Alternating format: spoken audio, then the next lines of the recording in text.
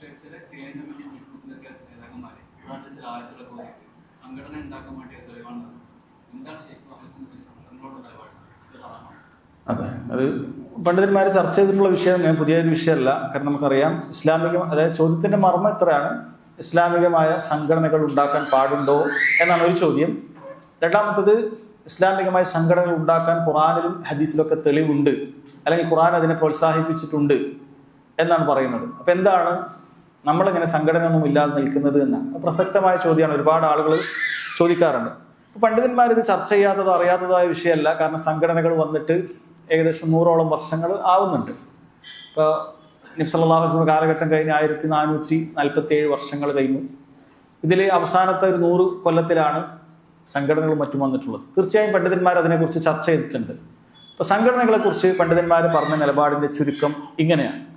ഇത്തരം സംഘടനകൾ ഖുർആനിനും സുന്നത്തിനും നാം ഈ പറഞ്ഞ മൻഹജു സലഫിനും അനുസരിച്ച് യോജിക്കുന്ന രീതിശാസ്ത്രമാണ് നിലകൊള്ളുന്നത് എങ്കിൽ, ഒരു നാട്ടിൽ അത് അനിവാര്യമാണ് എങ്കിൽ അത്തരം സംഘടനകൾ ഉണ്ടാക്കുകയോ അതിൽ പ്രവർത്തിക്കുകയോ ചെയ്യുന്നത് തെറ്റല്ല.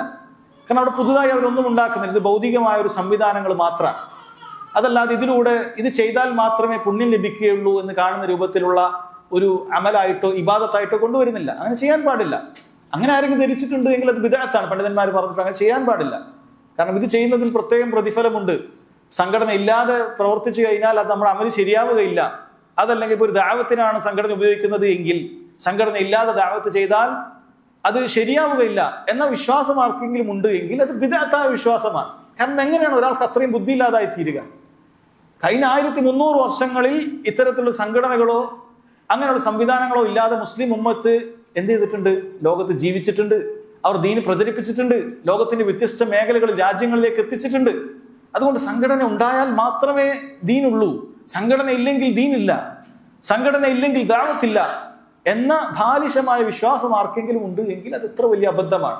അവർ യഥാർത്ഥത്തിൽ എന്താണ് അതിൽപ്പെട്ടതാണ് ചില ആളുകൾ ഖുറാനും ഹദീസും ഒക്കെ ഓതിയിട്ട് സംഘടന ഉണ്ടാക്കാനുള്ള തെളിവാണ്. എത്രത്തോളം ഖുറാനിൽ ചില കൽപ്പനകൾ പറഞ്ഞിട്ട് അത് സംഘടനക്കുള്ള തെളിവാണെന്നാണ് പറയുന്നത്. യഥാർത്ഥ സഹോദരങ്ങൾ ചിന്തിച്ചു നോക്കൂ. അത് സംഘടനകൾക്കുള്ള തെളിവാണെങ്കിൽ എന്തുകൊണ്ട് കഴിഞ്ഞുപോയ ഇത്രയും കാലഘട്ടത്തിൽ സംഘടനകൾ ഉണ്ടാക്കിയിട്ടില്ല? കാരണം സംഘടന ഉണ്ടാക്കുക എന്ന് പറയുന്നത് അതിന് പ്രത്യേകമായ എന്തെങ്കിലും ടെക്നോളജി കണ്ടുപിടിച്ച് ചെയ്യേണ്ട കാര്യമല്ലല്ലോ. റസൂലുള്ളാഹിന്റെ കാലത്ത് ഉണ്ടാക്കിക്കൂടെ? സംഘടന ഉണ്ടാക്കാൻ പറഞ്ഞ എന്താ കാര്യം? കുറച്ച് ആൾക്കാർ കൂടി ഈ പ്രസിഡന്റാണ്, സെക്രട്ടറിയാണ്, എന്ന കാര്യങ്ങൾ ചെയ്യണം, ഇന്ന് പ്രവർത്തിക്കണം, ഇന്ന ഏരിയയിൽ പ്രവർത്തിക്കണം എന്ന് പറയുന്നത് ചെറിയൊരു സെറ്റപ്പ് അല്ലേ? ഇതിനൊരു കാലഘട്ടത്തിന്റെ ആവശ്യമൊന്നുമില്ലല്ലോ. അപ്പൊ ഇന്ന് മൈക്കുള്ളത് പോലെ കണ്ടുപിടിച്ചിട്ട് കൊണ്ടുവരേണ്ട കാര്യമല്ലല്ലോ. അല്ല.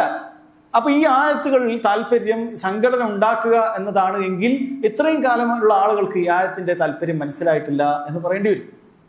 മറിച്ച് ഈ ആയത്തിന്റെ താല്പര്യം എന്തുമാത്രമാണ്? നിങ്ങൾ ഒറ്റക്കൊറ്റക്കല്ല, നിങ്ങൾ കൂട്ടമായി പരിശ്രമിക്കൂ, നിങ്ങൾ കൂട്ടമായി ഒരുമിച്ച് ഹക്കിന് വേണ്ടി ഒരുമിച്ച് നിലകൊള്ളൂ എന്നതാണ് ഈ ആയത്തുകളുടെയും ഹദീസുകളുടെ കാകത്തുക. ഇല്ലാന്ന് ആർക്കാണ് പറയാൻ സാധിക്കുക? അതുകൊണ്ട് തന്നെ ഒരാൾ അങ്ങനെ കൂട്ടമായി പരിശ്രമിക്കുന്നുണ്ട് എങ്കിൽ അയാൾ ഈ ആയത്തിന്റെ പരിധിയിൽ വന്നു കഴിഞ്ഞിരിക്കുന്നു.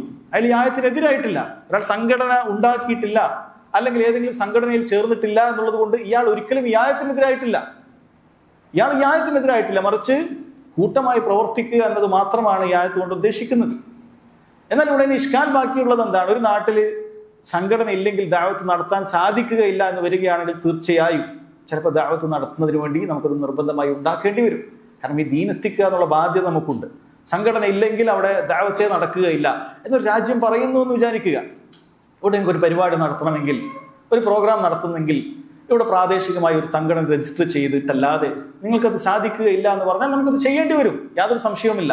എന്നാൽ നമ്മുടെ നാടുകളിലെ പോലെ അങ്ങനെ സംഘടന ഇല്ലെങ്കിലും ഒരാൾക്ക് എന്തെങ്കിലുമൊക്കെ ചെറിയൊരു ട്രസ്റ്റിൻ്റെയോ അല്ലെങ്കിൽ ഒരു പള്ളിയുടെയോ അല്ലെങ്കിൽ എന്തെങ്കിലുമൊക്കെ സ്ഥാപനത്തിൻ്റെയോ പേരിൽ ദഅവത്ത് നടത്താമെങ്കിൽ ഇവിടെ നമുക്ക് നിർബന്ധം കൊണ്ടെന്ന് എങ്ങനെയാണ് പറയാൻ സാധിക്കുക? അൽഹംദുലില്ലാഹ് നമ്മൾ ഈ നടത്തുന്ന പല പരിപാടികളും നമ്മൾ സംഘടനയിൽ രജിസ്റ്റർ ചെയ്തുകൊണ്ടതല്ല, നമുക്കൊരു ട്രസ്റ്റായി രജിസ്റ്റർ ചെയ്തുകൊണ്ടും ഒക്കെ നമ്മൾ ചെയ്യുന്നുണ്ട്. അപ്പൊ ചില ആളുകൾ ഇങ്ങനെ പരിഹസിച്ച് പറയും, ഇവർ സംഘടന വേണ്ട എന്ന് പറയുന്ന, എന്നിട്ട് എന്നാൽ ഇവർക്ക് ഇന്ന ട്രസ്റ്റ് ഉണ്ട്, നമ്മൾ ആരും ട്രസ്റ്റ് ഉണ്ടാക്കണ്ട എന്നോ അല്ലെങ്കിൽ അങ്ങനൊന്നും പറഞ്ഞിട്ടില്ല.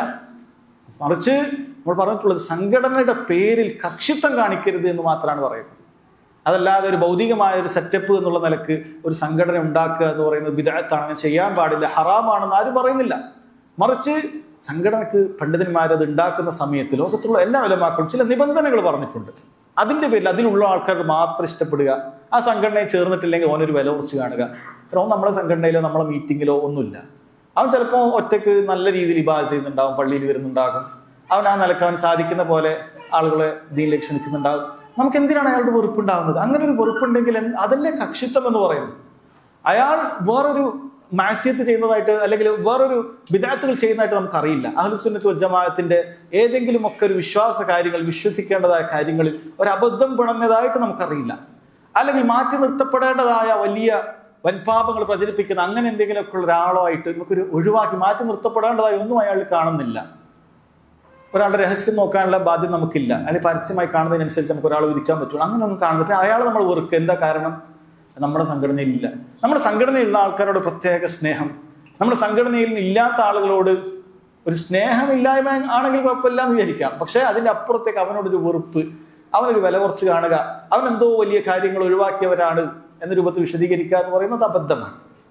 അഹ്ലുസുന്നത്തിന്റെ ഒരു ആലിമും, സഹോദരൻ മനസ്സിലാക്കുക, ഒരു ആലിമും പറഞ്ഞിട്ടില്ല എന്ത് സംഘടന ഇല്ലാതെ പ്രവർത്തിച്ചാൽ നിങ്ങളുടെ ദഅവത്ത് ശരിയാവുകയില്ല എന്നോ, നിങ്ങൾ വലിയൊരു അബദ്ധമാണ് ചെയ്തത്, നിങ്ങൾ കൂട്ടായ പ്രവർത്തനമൊന്നും ശരിയാവുകയില്ല, സംഘടന തന്നെ നിങ്ങൾക്ക് വേണം എന്ന് അഹ്ലുസുന്നത്തിന്റെ ഒരു ആലിമും പറഞ്ഞിട്ടില്ല.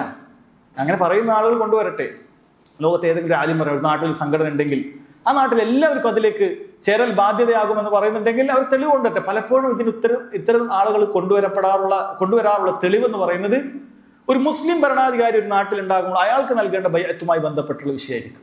ഇപ്പൊ മുസ്ലിം ഭരണാധികാരിക്ക് ബൈഅത്ത് കൊടുക്കാന്നുള്ള നിർബന്ധമാണ്. സൗദി അറേബ്യയിലെ രാജാവ് ഉണ്ടാകുമ്പോൾ കുറച്ച് ആൾക്കാർക്ക് ഞാൻ ബൈഅത്തും ചെയ്യുകയില്ല എന്ന് പറഞ്ഞാൽ മാത്തമീത്തത്തിൻ ജാഹിലിയ, അവൻ ജാഹിലിയ മരണമാണ് വരിച്ചിരിക്കുന്നത് റസൂലുള്ളാഹി സ്വല്ലല്ലാഹു അലൈഹി വസല്ലം. പലപ്പോഴും ഇത്തരത്തിലുള്ള മുസ്ലിം ഭരണാധികാരികൾക്ക് കൊടുക്കേണ്ടതായ ബൈഅത്തുമായി ബന്ധപ്പെട്ട വിഷയങ്ങളാണ് നമ്മുടെ നാട്ടിൽ അല്ലെങ്കിൽ ലോകത്ത് പലപ്പോഴും പല സംഘടനകൾ ഉണ്ടാക്കിയ ആളുകൾ കൊണ്ടുവന്നിട്ടുണ്ട്. നമ്മുടെ നാട്ടിൽ ജമാഅത്ത് ഇസ്ലാമി ഈ രൂപത്തിൽ സംഘടനയിൽ പ്രവർത്തിക്കണമെന്ന് പറയാൻ ഇങ്ങനെ ഒരുപാട് തെളിവുകൾ ഉദ്ധരിച്ചിട്ടുണ്ട്. അവർ കൊണ്ടുവരുന്ന ആ തെളിവുകളൊക്കെ നമുക്ക് നോക്കിയാൽ ഈ പറയുന്ന തെളിവിലായിരിക്കും. മുസ്ലിം ഭരണാധികാരികൾ കൊടുക്കേണ്ട ബൈഅത്തുമായി ബന്ധപ്പെട്ട വിഷയം തെളിവൊക്കെ ഉദ്ധരിച്ചിട്ട് ഇവിടെ എല്ലാവരും അവർ സംഘടനയിൽ ചേർന്നിരിക്കണം, അവർ സംഘടനയിൽ ചേരാത്തവൻ ജമാഅത്തിന് സുന്നത്ത് ജമാഅത്തിനെതിരായി എന്ന രൂപത്തിൽ പ്രചരിപ്പിക്കും. അത് പിന്നീട് പല ഇസ്ലാഹി സംഘടനകളും അവരുടെ സംഘടനയുമായി ബന്ധപ്പെട്ട വിഷയത്തിൽ സംഘടന വേണ്ട എന്ന് ആരെങ്കിലും പറയുമ്പോൾ മറുപടി പറയുന്നിടത്തൊക്കെ ഈ തെളിവുകൾ ഇങ്ങനെ ഉദ്ധരിക്കുക.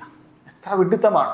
അത് പഠിച്ച പണ്ഡിതന്മാർ പോലും ഇത് പറയുന്നു, അല്ലെങ്കിൽ സലഫി പണ്ഡിതന്മാരെ കാണാനും അവരുമായി സംസാരിക്കാനും സാധിക്കുന്ന ആളുകൾ പോലും ഇത് പറയുന്നു എന്ന് പറയുന്നത് നമുക്ക് ആശ്ചര്യം ഉളവാക്കുന്ന കാര്യം. എങ്ങനെയാണ് നമുക്കത് പറയാൻ സാധിക്കുന്നത്? സംഘടന ഉണ്ടാക്കൽ ഈ ആയത്തിന്റെ അടിസ്ഥാനത്തിൽ നിർബന്ധമാണ്, അത് ഉണ്ടാക്കാത്ത ആളുകൾ ഈ ആയത്തിനെതിരായി എന്നൊക്കെ എങ്ങനെയാണ് പറയാൻ സാധിക്കും? വിവരമുള്ള ഒരാൾ അത് പറയുകയില്ല. കാരണം പണ്ഡിതന്മാരിൽ ഒരാളും പറഞ്ഞിട്ടില്ല. മറിച്ച് പറഞ്ഞതിന്റെ ചുരുക്കം ഇതാണ്: ഉണ്ടാക്കാൻ പാടുണ്ടോ?